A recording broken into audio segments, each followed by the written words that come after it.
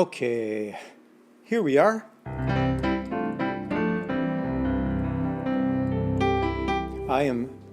Had to leave. I had to get on Chrome, try it out on Chrome because I was running into some issues with Safari, and everything seems to be working better as far as I can tell right now.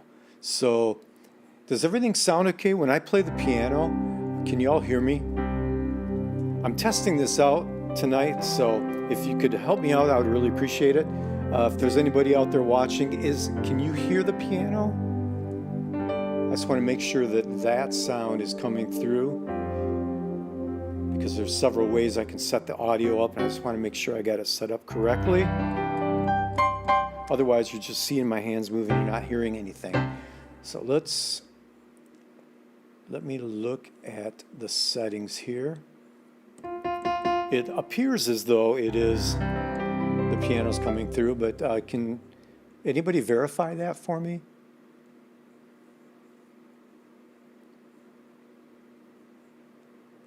Okay, I'm just looking through some settings. All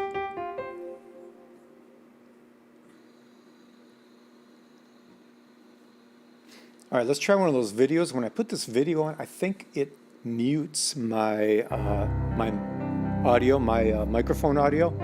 So let's find a what's this one here?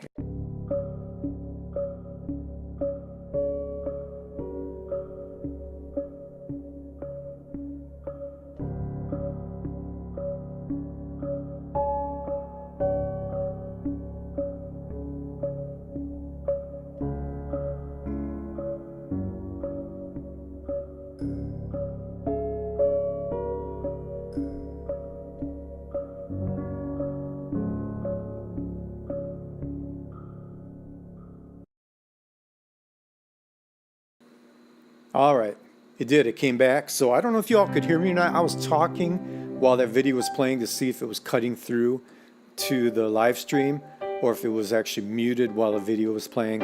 Just little things I'm trying to figure out on this software. I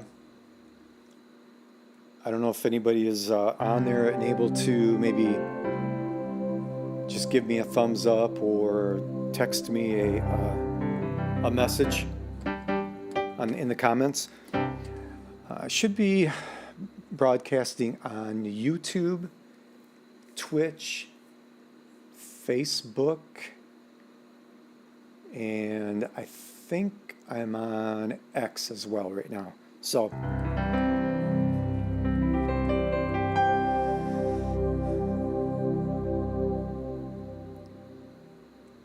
I can't really tell. It looks like there's some people on, according to what I'm looking at here on the screen. But if you could just answer or to write a comment, that would be awesome. I can check it out and make sure it's working. Maybe it's not working correctly.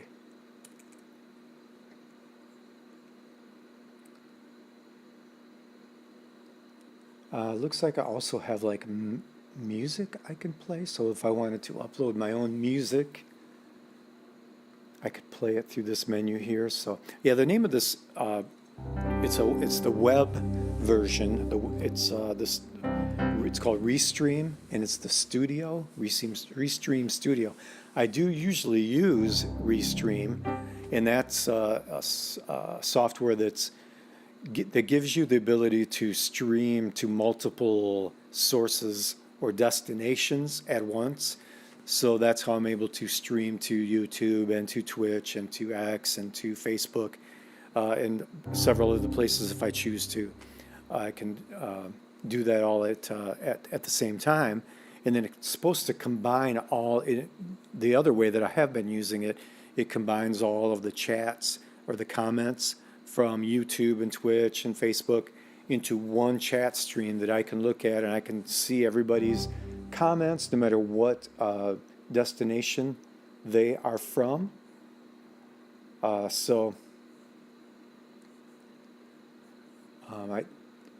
If anybody could just chat me something, and maybe you have and it's not coming through, I'm not sure.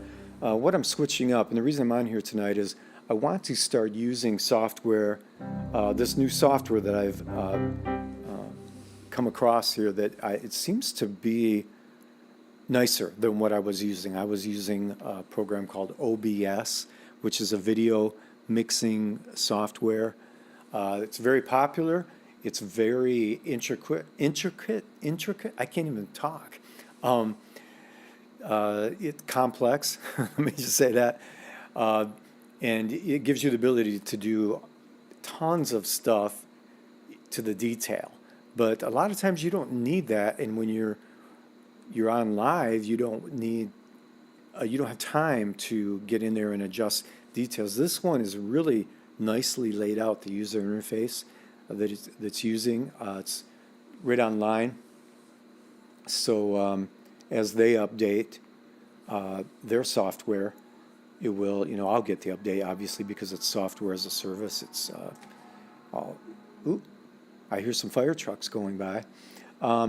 So anyways, I'm really excited to kind of use this because I know normally what I do is I will use live stream for just having a music night and just playing and singing and interacting with you all that way. But I want to get into more educational type of like webinars, but very casual, and let people jump on and be able to ask me questions about music, anything musical, or whatever the subject may be for that particular night. Right now, we'll use it for anything. If you have any questions musically that I can maybe answer for you, or you just want to chat back and forth, we can use it for that. But the main thing I wanted to do tonight was get it up and running and make sure that it's working properly and that I get a little bit more familiar with it. So I thought the only way to really do that is just to jump on and go live and get some interaction from some people. So if you are watching and you are able to just give me a comment, whether you're watching on Facebook or YouTube or Twitch or X, that would be helpful, and then I can make sure that the chat portion of this is working. And then something else I want to test out, and I'm not sure who's watching, but if you are brave and you don't mind being on the live stream yourself, there is a feature where I can send you an email, an invitation, and then you answer that. You hop on, you set up your video camera that's on your phone or your computer, whatever you're using, and you log in and you arrive at a waiting room on this software, and I see you there, and then I can bring you in live if I want. So that would be very helpful for like questions and answers, and if I wanted to actually include people via video instead of just chat, I can do that. Or if I'm doing a webinar and I have a friend that's an expert in a particular area or just want to co-host the night with me, I can do that. I can bring them on, or 2 or 3. I'm not sure how many people I can bring on at once. I think it might be 10, but I know the screen will fill up fast, and there just won't be, like if I was to bring everybody on at the same time. But it would work in the same fashion that right now that little keyboard section is showing on the bottom there. It would kind of bring everybody around the bottom, or if I wanted to change that, which I can change that to, let me change that. I can change that positioning to the side if I want to have that, have a list of those co-hosting with me on the side here. I can even up the screen like this and have it share. And the more that I add, it will just, it'll make 3 boxes or 4 boxes, or, we'll just keep adding those boxes, but in this pattern of 2 columns. Here's another one. I haven't tried that one yet. Oh, that's kind of interesting. It gives me the larger one a square, and another square here instead of the rectangles. Fills in a little bit more of the area there. So another thing I can do is, what's this one? That one's not really, well, probably only because I only got 2. This one's set up to where you can, if I had a third, the right side of that screen would would begin dividing with the more people that I add or more cameras that I add. This one is nice because it just overlays it on the top. I can adjust the, I believe I can adjust the size of that if I want. So if I want to make that a little bit bigger, yeah, look at that. I can make that a little bit bigger. Another cool thing that this is going to offer me is if you can't see what I'm doing on my screen here, but if I can swap those around like that, and then I wish I could just grab this and place it to another spot, but let's say because it's blocking keys right there, I want to put it in the upper right corner. I'm going to try that there, and it pops it right up there. That's probably a better place for it anyways. Then, to swap it back, I should be able to do that. There we go, swapping it. So I like that. I like this.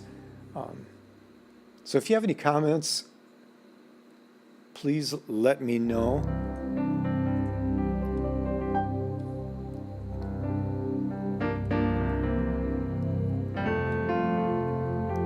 Or if you want to get on the screen with me and share the screen with me just as I do this test, let me know that and I'll set it up and I'll give you an invitation. You can try it and we'll see how that works. As long as you don't swear. I don't want you to swear. No. Well, yeah, I don't want you to swear and you get on here with me. Ruin my reputation. Now I'm sounding very, uppity. No. Now, I don't care if you swear. I was going to say I swear. I very seldom do, and usually I do it just to be stupid. But that's just me. My wife swears like, no, I'm just kidding. Claudia, if you're on here watching me, I apologize. I didn't mean to throw you under the bus like that. But I like how I can put this logo over here as well. It looks like I can swap that. Oh, no, it just it put it over there on that other side. But it put it right over top of my my keyboard layout there. So let's see what else I can do here. Maybe I can swap. What if I swap that over here? No, it's gonna. I thought I could swap both of those, but it doesn't look like it will let me. But that's fine. I kind of like the way it's set up like that right there.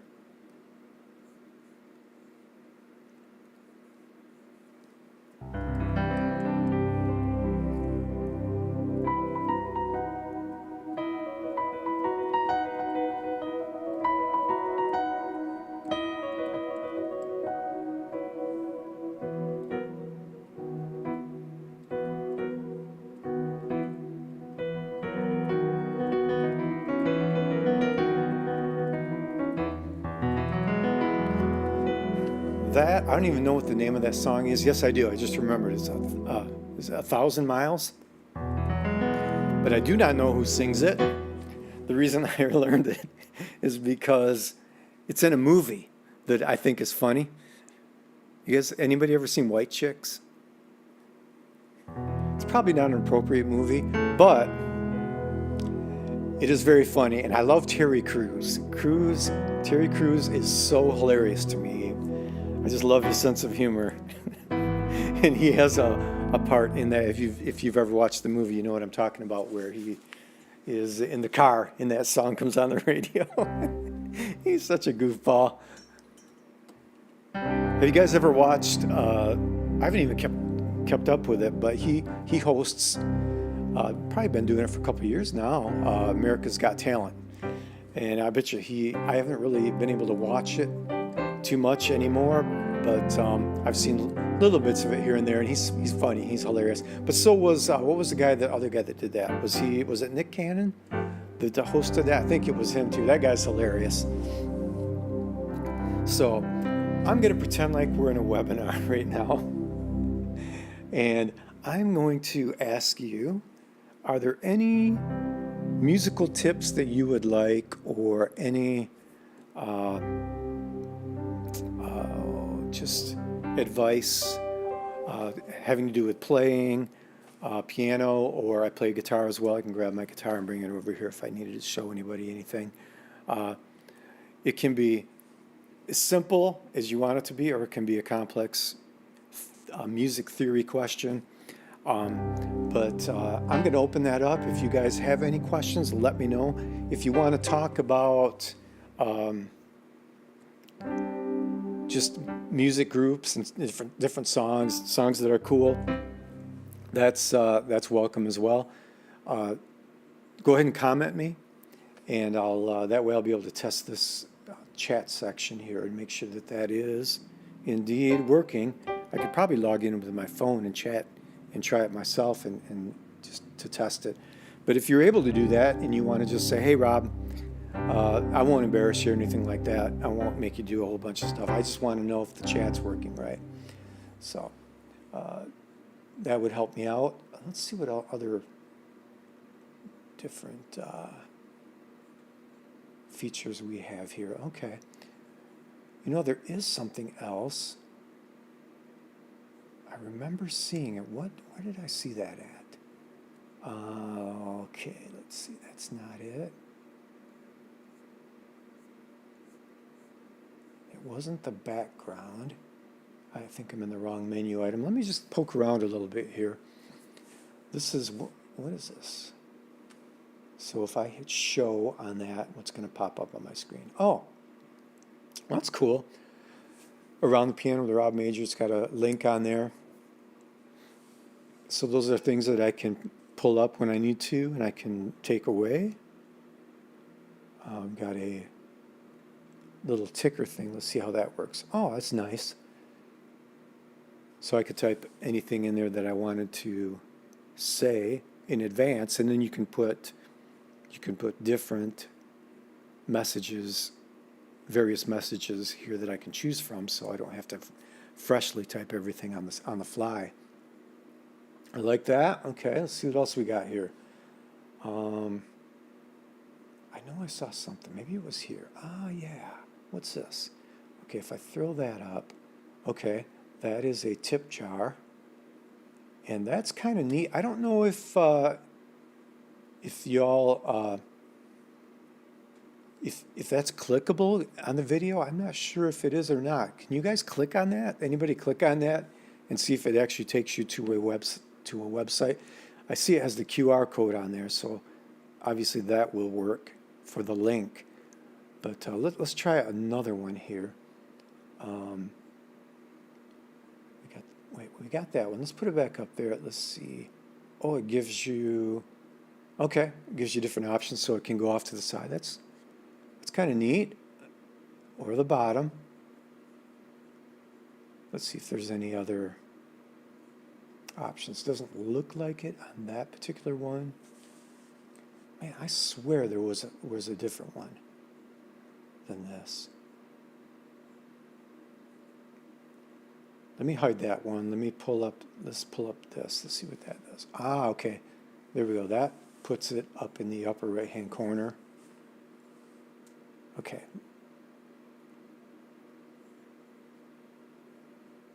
So that would not be useful if that little the video is up in the square right there. Will cover right up. So I'll have to mess around with that a little bit, but let's hide that. Let's show this one. Okay, let me go back and see if we can take that ticker tape off of there. Here we go. Okay. I'm learning.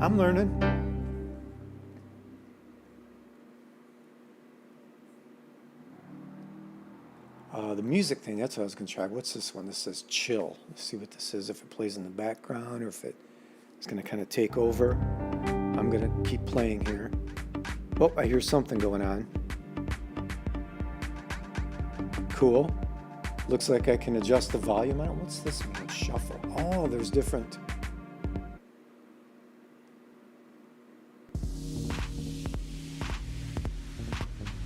Oh, it gives you like a vibe, and there's different musical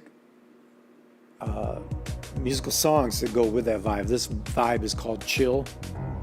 So cool. Let's see. I'm going to crank it up a little bit, see how loud that gets. That's nice. So it looks like I can upload my own as well.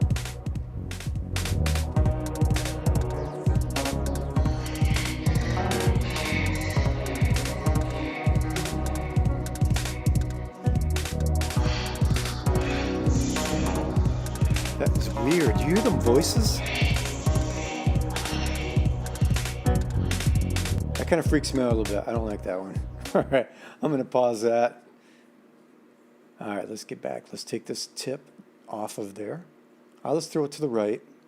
Kind of want to look at that. Yeah, that looks pretty cool. I mean, it doesn't have to be a tip jar. It can be anything that if I mention a website or something like that, it looks like I can throw that information in and throw it on the screen there. And then you can either click on that, which not sure if the clicking on that will work, or if you have to scan that QR code. That's something I'm going to need to find out. Let's go ahead and hide that.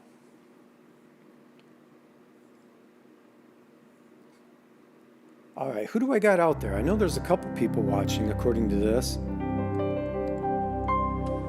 Who are you? I don't know who you are.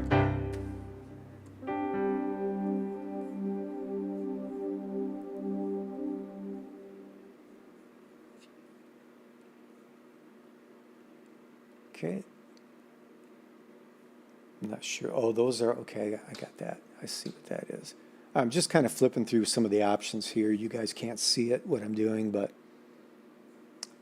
there are different options.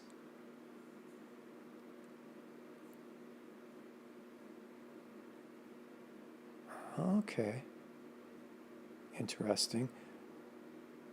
Share screen. Oh, I can share my screen. Okay. Let's try that. Let's pull something up. We'll give that that option a try.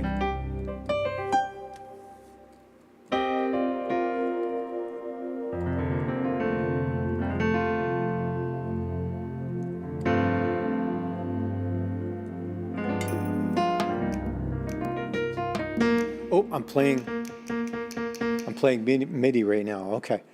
I just pulled up, and I wonder if there's an easy way on my keyboard that I can shut that MIDI off. Probably not. Okay, let's see if this share screen really works here. So I am going to choose what I want to share. So I'm going to, where's that program that I'm using here? I am not seeing it. Oh, okay. I'm seeing it over there. Let me see if I can shut this.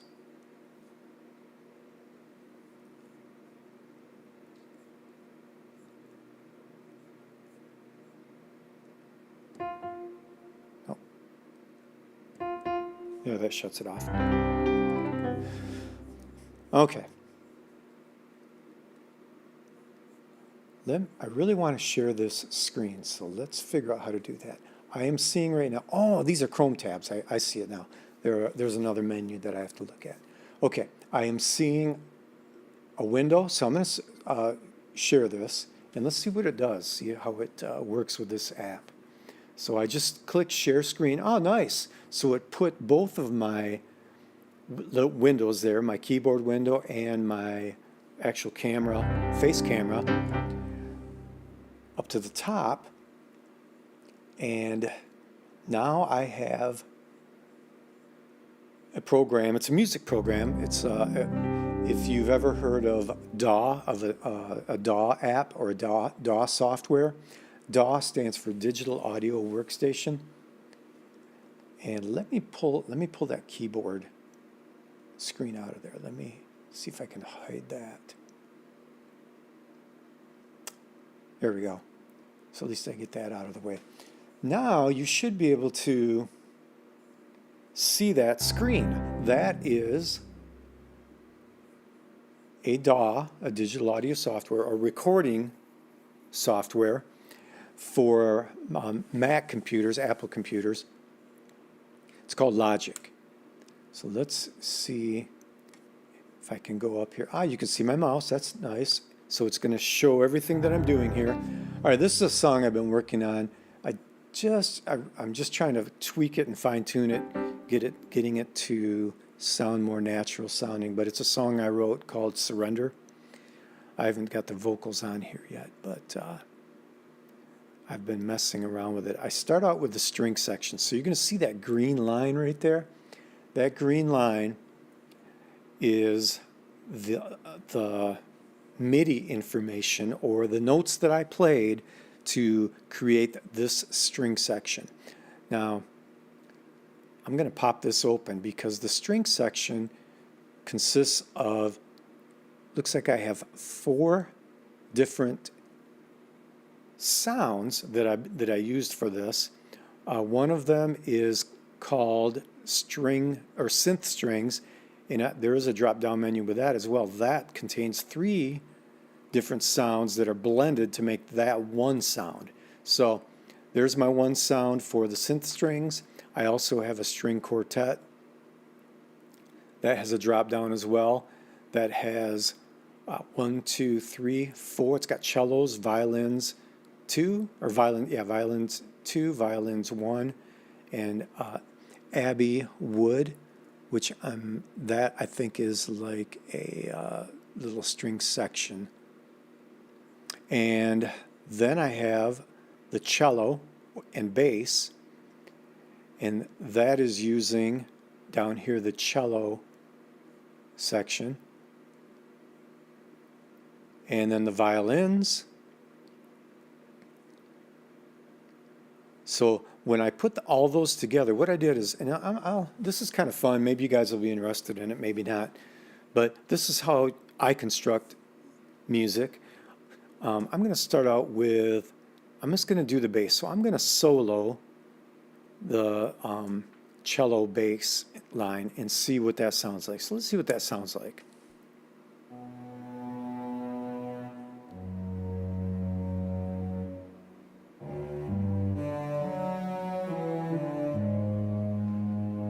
And this has all been, this was all played from my keyboard.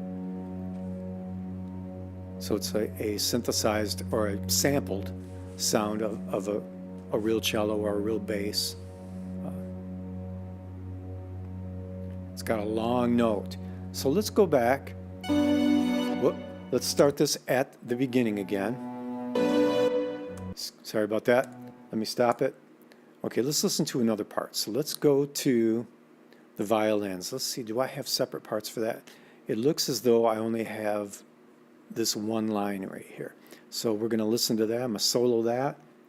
And this is what I came up with for the violins line. This might be more of the melody of it. I can't remember which one of these tracks is the melody, but let's listen to it.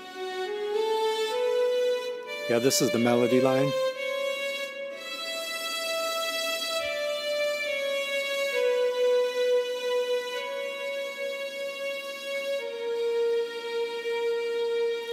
And I mean, ideally it would be great to have real violins, but when you're trying to get things out of your head, you don't want somebody coming over with a violin and you wasting their time and say, try this, try that. Oh, that's, you know, this gets it all out of my head. And now if I wanted to bring in actual cellists and violinists, I could do that. And this program will actually as well give me the ability to convert what I played into sheet music. So if a violinist, you know, only read sheet music, they could come in, they would be able to see what I did, and they would be able to replicate that on the real instrument. It's very interesting. I love this stuff. So that is the melody of the song. Now let's see what the string quartet is. I think I have several. Nope, not on this one. I only have the one track. But I played several string parts all together at the same time. Instead of doing them all separately, I did 4 of them. Sometimes even not four of them. I'm looking at the. I can tell right now that I've got 4 at one time by looking at how that is displaying on that bar there. But we're looking at this particular bar right here, and that track. Let's go ahead and solo that, and we'll hear what that one sounds like. So that one should be interesting.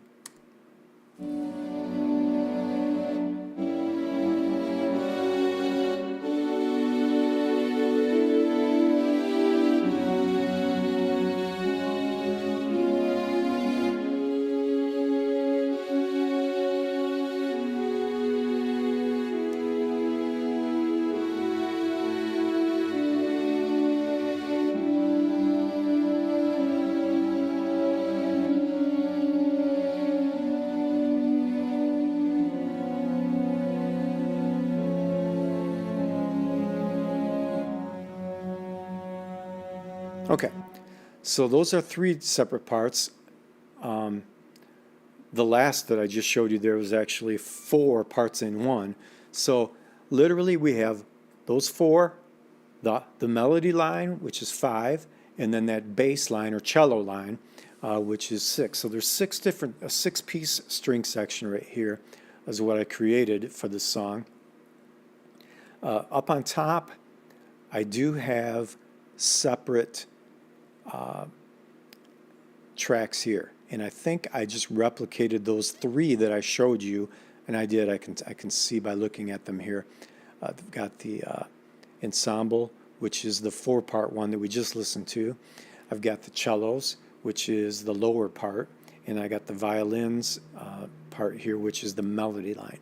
Now let's bring them in one at a time. So let's start out with the cello, and then I'll bring in the melody line, and then I'll bring in those other 4 strings, and you'll see what a difference that makes when they're all combined together. So let me go ahead and restart this here. This is the bass line. Now I'm going to bring in the melody line.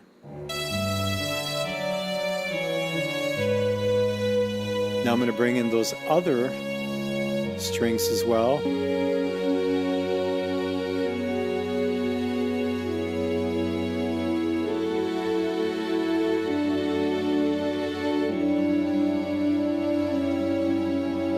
Take those out. That's the melody line and the bass. Now all the other filler strings. Again. Now let's listen to the whole thing and it's with it all being intact. So we take these solo buttons off here. So we play the complete song.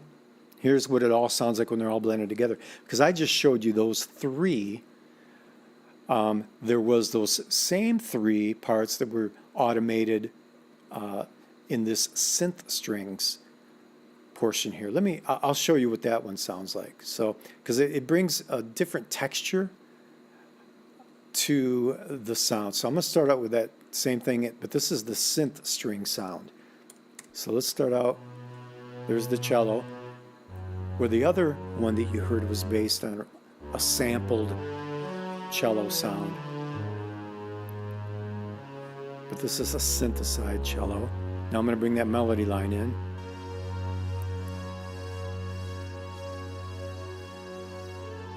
These are all synthesized sounds again. I'm going to bring the rest of those strings in.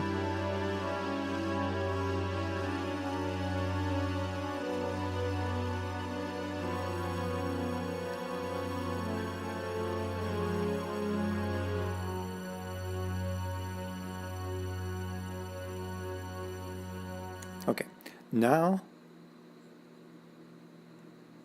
I'm going to start with the synth strings. Let's do them all at once. And then I'll bring in those other sampled string sounds.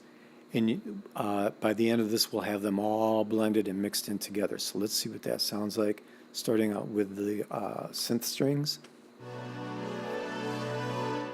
Now I'm going to bring the real cello sound in. Going to bring in the real melody line, the real violin. Now I'm going to bring in the quartet, the group of 4 with the sampled sounds. So you can see that I'm going to mute the synth strings. There, I just muted those. They're softer, but when they're in, they give it a fuller, almost another dimension to the way it's sounding. So, again, let's go back and let them all play in their entirety. So.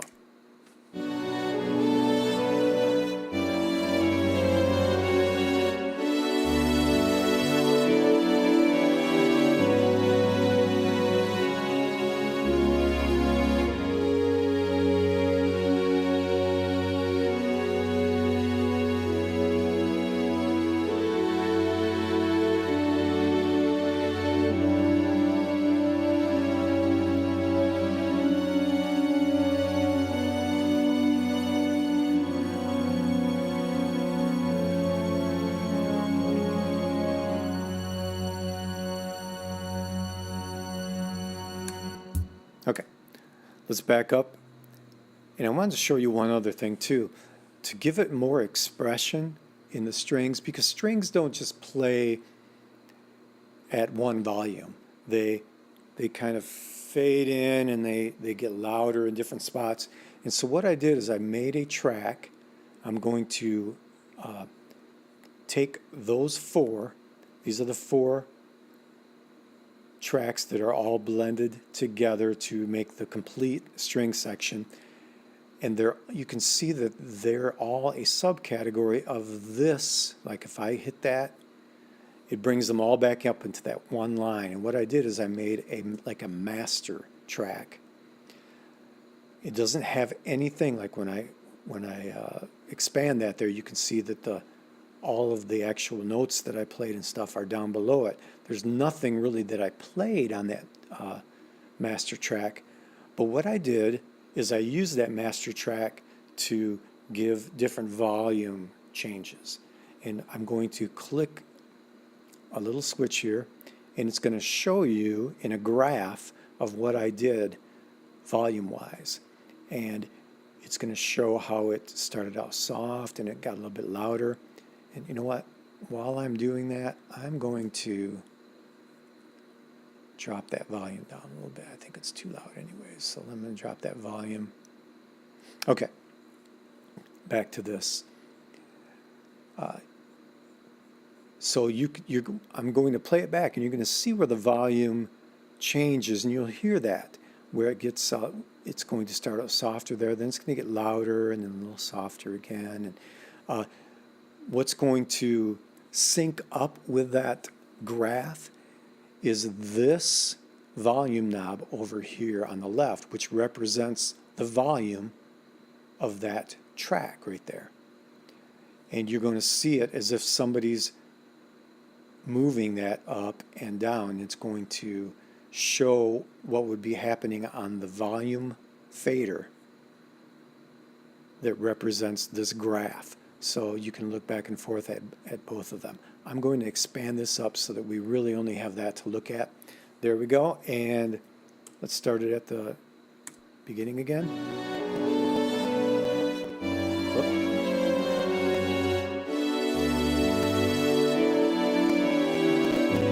We're having some artifacts going on. I'm not sure why that's doing that. Probably because I'm trying to do video and audio at the same time on this.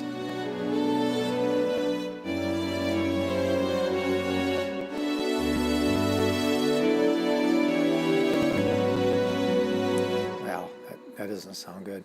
Let's see if I can fix that real quick. Go to the settings. Look at the audio settings, and let's maybe increase that.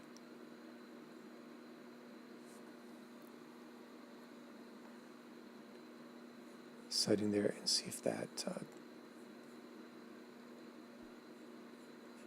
helps anything. I don't know if that is, I think things might be kind of sticking a little bit because of the video that I'm doing. Okay, let's try to start that again and see if that helped. There we go.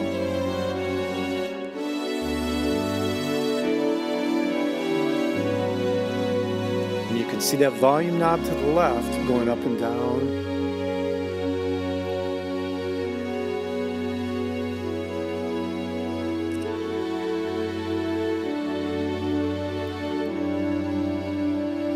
Now I've got everything kind of gradually getting softer and softer, and you can see it's going to eventually fade out here.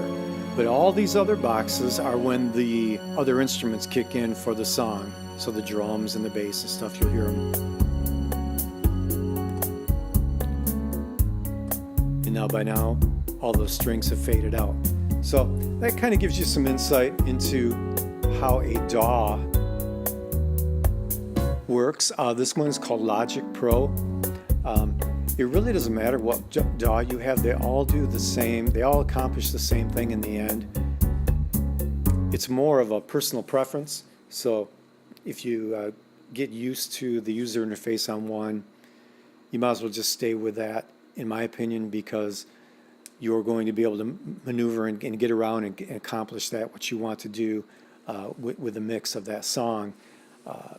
much more easier than having to relearn a whole other DAW app. Now, the industry standard for quite a few years, actually many years since digital recording came out, was I'm trying to think of what their original company name was, but the name of the software is Pro Tools. And you probably heard that if you're a musician of any kind. You've heard that term before, Pro Tools. That was the industry standard. It was, back then it was very expensive. You had to get particular interfaces that would be compatible for that it would bring into your studio.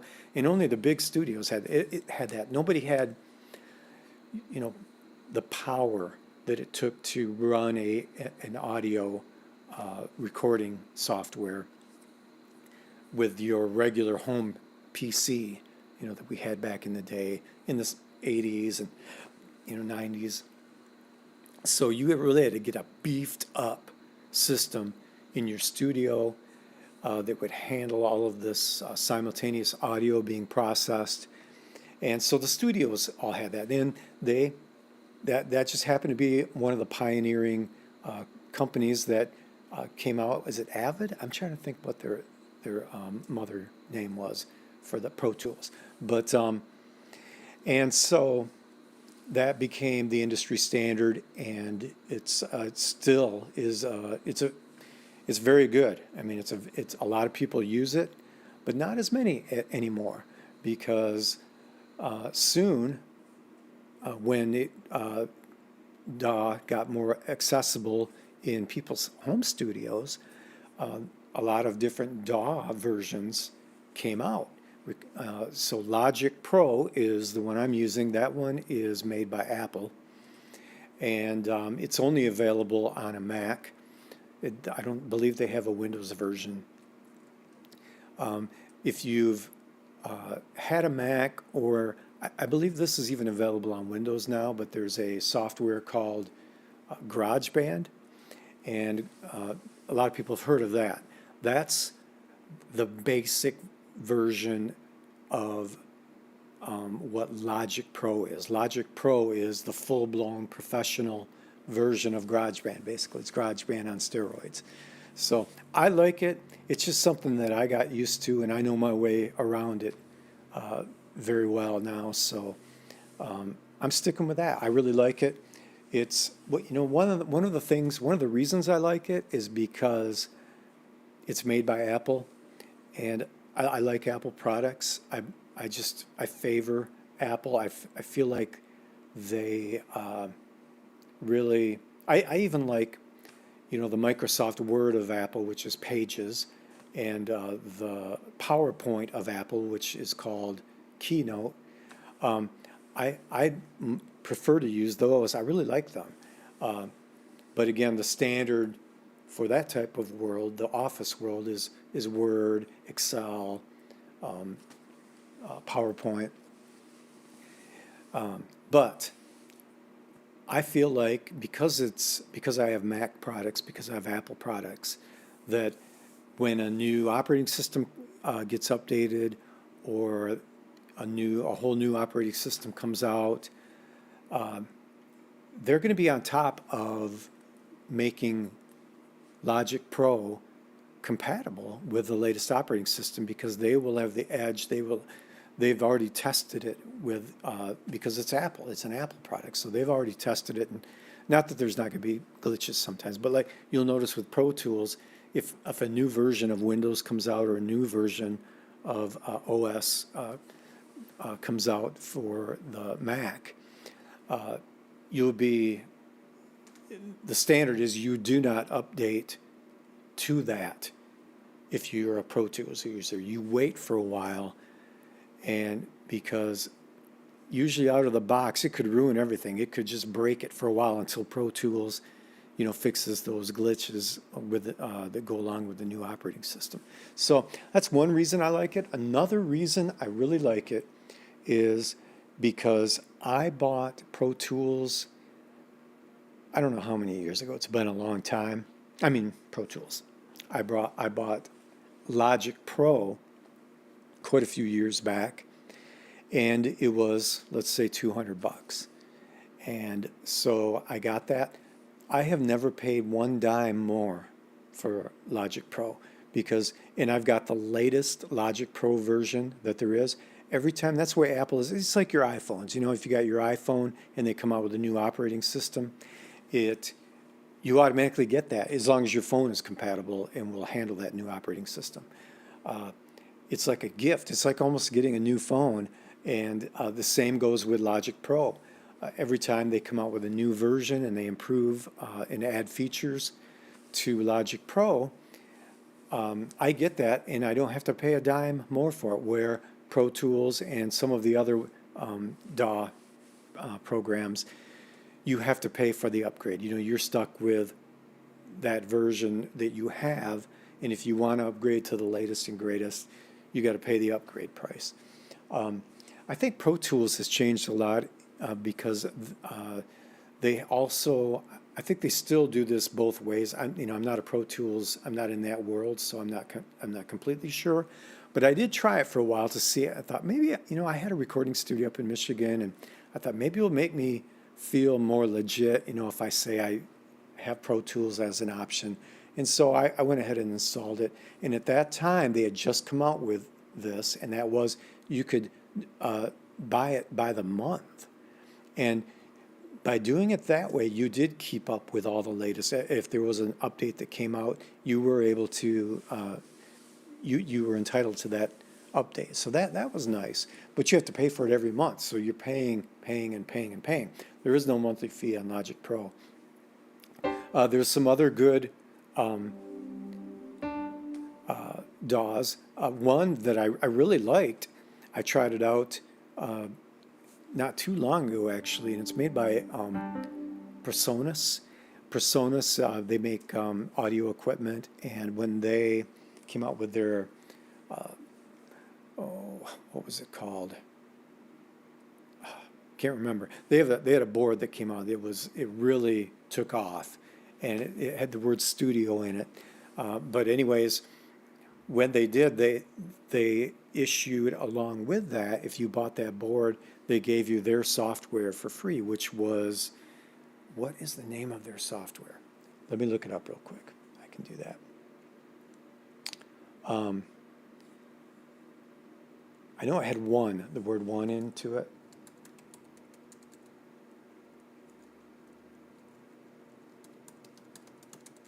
Maybe it's called Studio One.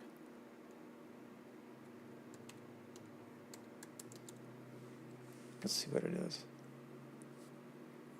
Yeah, it's called Studio One. So I had used it back when our church had purchased one of those Presonus soundboards, digital soundboards, and I was like, this is all right. But probably last year, or it could have been maybe the year before, I had a friend of mine that bought a Presonus board, and he had that software for free, didn't have to pay for it because he had bought the board. And he wanted to start laying down some ideas for some songs, and really didn't know how to get around in it. And so I went ahead and made up some music structure for the song he was working on, and I sent it back to him. But I did it in his software in Studio One. And when I got in there, I was like, wow, this is really laid out in the way I think. It just made sense to me. I connected with the user interface, was able to pick up on, I was able to start getting around in that software fairly easily. And it surprised me because Pro Tools was like, it's just, everything seemed like it was tiny and just old-fashioned looking when I tried Pro Tools. And it just was kind of, things were hidden. It was hard to, find what I was looking for. But this Studio One was great. So that's another DAW that is, in my opinion, it's a good DAW. I know a lot of people that do use that. That's kind of the three main ones that I can think of right off the top of my head. But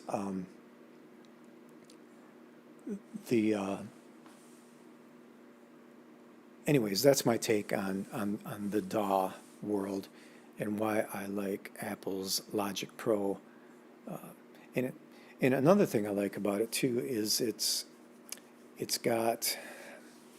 easy to get started in to start getting song ideas out of your head. It's it's set up in a way that's geared toward the songwriter more so than the studio engineer. And although it does everything that, I mean, you can, as a studio engineer, you can get in there and tweak and add and, you know, do anything that you can do in Pro Tools. But for the songwriter, which is more what I am, I'm an arranger, songwriter, more so than I'm a creative person in that sense. When I was in Pro Tools, I thought, I'm gonna, do a song on Pro Tools here, and it was very clumsy for me to get around in. Now, I would have gotten used to it, but it just didn't seem to suit the songwriter as much as I feel like Logic Pro does. So if you're in the market for a DAW, I mean, you can't go wrong with any of them. So whether it's Studio One, whether it's Logic Pro, whether it's Pro Tools, and there are other ones out there. I just can't think of them right off the top of my head. There are some more primitive ones. Well, there's GarageBand. You can do a lot in GarageBand. In GarageBand, I don't know if it's, for a while it was free. I'm not sure if it still is or not. But, I mean, man, you can't go wrong with that. And it's a lot like Logic, but watered down in a good way to where you can easily get around him without having to, look in so many hidden areas for what you're wanting to do with a track. So I would highly recommend if you got a Mac computer. I don't think, like I said, I'm not sure if Windows can use GarageBand now or not. I don't think they can. I think it's still strictly a Mac app. And I think Pro Tools, I mean, they used to, and I'm sure they still do, they have different levels. So you can use a Pro Tools Lite, they probably call it, something along those lines, to get going. But the thing is, just pick one and just start getting used to it.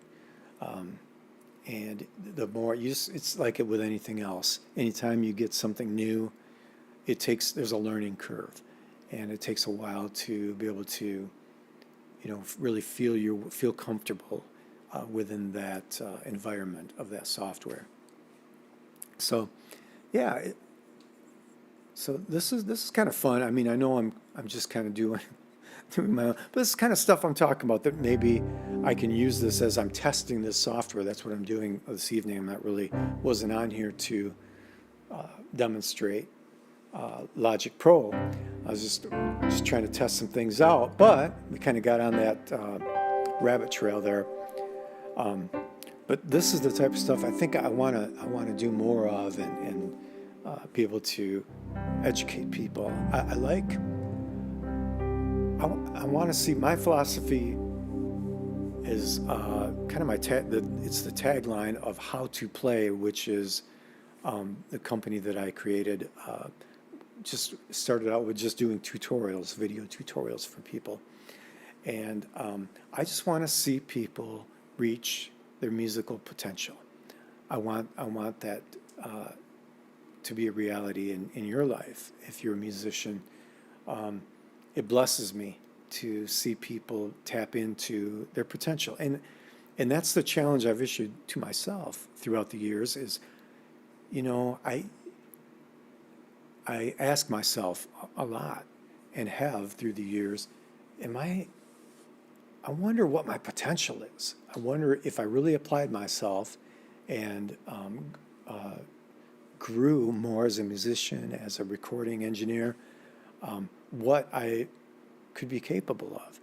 And the nice thing about being in the Nashville area now is in Michigan, I felt like I was flying solo. I felt like anything I did, there wasn't a whole lot of people around me that I rubbed shoulders with that lived in that world. But in Nashville, people are all over the place that are into the same, things musically as I am, and it's easy to find a network with people. And I mean, you could do that anywhere. Obviously, now with technology, you can network with people all over the world. But there's something about personally knowing somebody and going over and spending time together physically to work on a project, and it's really cool. I love being down here. So, and I haven't taken advantage of that as much as I would like. This isn't my main source of income, or what I can put most of my time into. I'm divided right now, and I love to do music even more on a full-time basis, whether it's performing or recording, mixing, and educating. But right now I do books. I'm a bookkeeper. I'm a certified pro advisor with QuickBooks. And I really like that. I love doing it. It's fun. And it's just, there's always that one thing that you're really passionate about. And for me, if someone were to ask me, what is the one thing that you have the most passion for? And it would be music, hands down. I mean, so, and it's probably every musician's dream to just live in that world all the time and not have to, have your attention divided, but be able to put your whole self into your craft in whatever area of music that your hot button is. So, with all that said, I know that there wasn't a lot of people on here tonight. I didn't advertise that I was going to be doing this. I just jumped on, so I didn't expect there to be a whole lot of people. But if you've been watching this, I appreciate you putting up with my all my chatter and helping me walk through this and get to know this software a little bit better that we've been working on tonight with a Restream. So I am going to cut this. Let's see if I can get this video out now. Got to remember how to do that. So I'm on share screen. So I just need to probably stop screen sharing. There we go. I got my camera right up here. Oh, trying to point at it over top of my piano to be able to see my hands. And then I have a MIDI keyboard, which is above this here on the screen. It shows my foot pedals. The only foot pedal that I have hooked in is a sustain pedal. I don't have any of the other two pedals. So if I push down on it, you're going to see that turn green. So that's kind of neat. It shows it if I'm demonstrating a song, people can actually see that I pushed down my pedal at that moment in the song. And then it shows what notes I'm hitting because they light up. I like that. Now, the two items that I haven't really had as a staple in my streams and such, but I would like to incorporate them into like my education videos and when I'm doing things live, because there are people that read sheet music and they would love to see, they see the keyboard there, but they more identify with sheet music. And so you can see on the upper left hand side there I have a sheet music staff, a piano staff. And so there's my middle C, and you can see that is on the treble clef staff on top. I'm going to play a C chord. Now you're going to notice that the key that is above that treble clef staff there, it says key C major.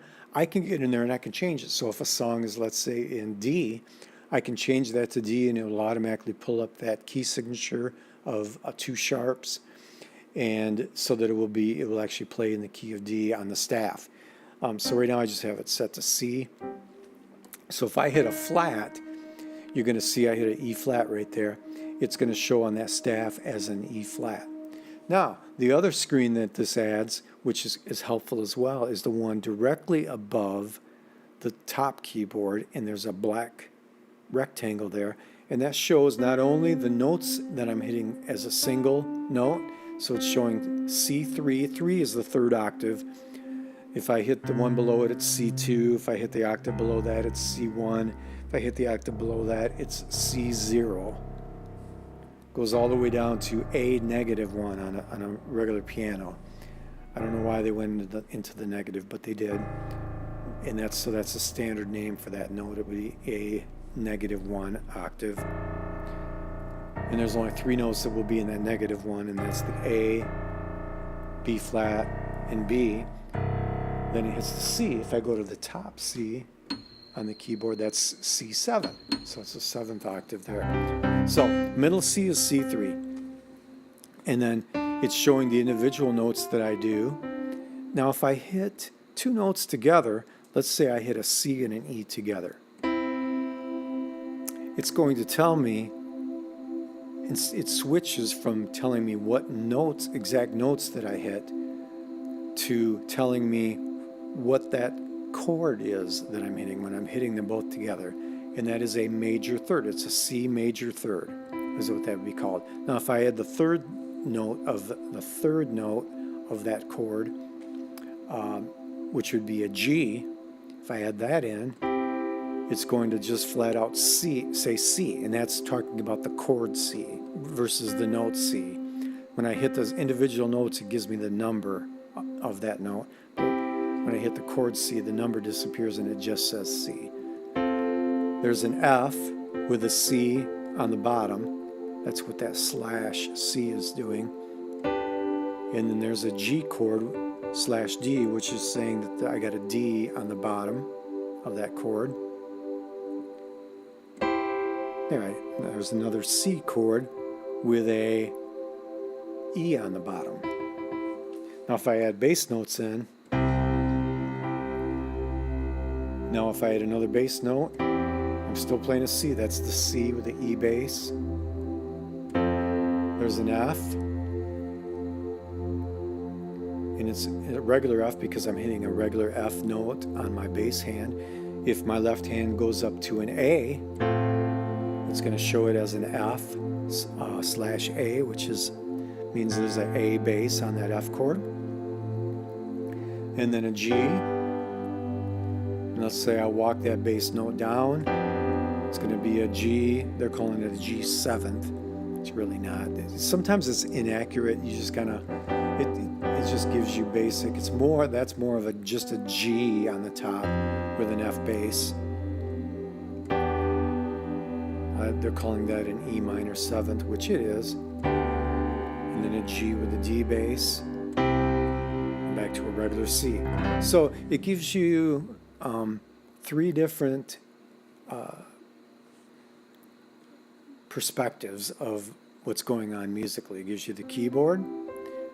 I'm actually giving you 4 there because the bottom one is showing you my finger placement because it shows my actual hand where it's sitting. So that helps. The one above that again is showing me the exact notes I'm hitting in a more distinct visual way because of the lights that light up. And then the box above that is showing me either the note I'm playing or the interval or chord that I'm playing. And then of course to the left, upper left, is the staff version. So just a cool, it's a nice tool for when you're teaching piano. So I think I am going to go ahead and sign off now, but for those of you who are watching, that's great. This is going to be locked in now. When I finish up, it won't be live anymore, but it will be available to those who watch it after the fact. So if you're watching, thank you for watching, and believe me, I mean, this is kind of a boring night, but I needed to do this to just kind of learn this software a little bit better, and I think I accomplished that. So hey, listen, you all have a great, we got the weekend coming up. I mean, right now it's Thursday night, believe it or not. Tomorrow's Friday, TGIF. I love Fridays, one of my favorite days. That and Sundays, I love Sundays, going to church, getting to see my church family, and spend some time with my boys. Usually they attend church with me as well. So anyways, take care, you guys, and I'll see you next time.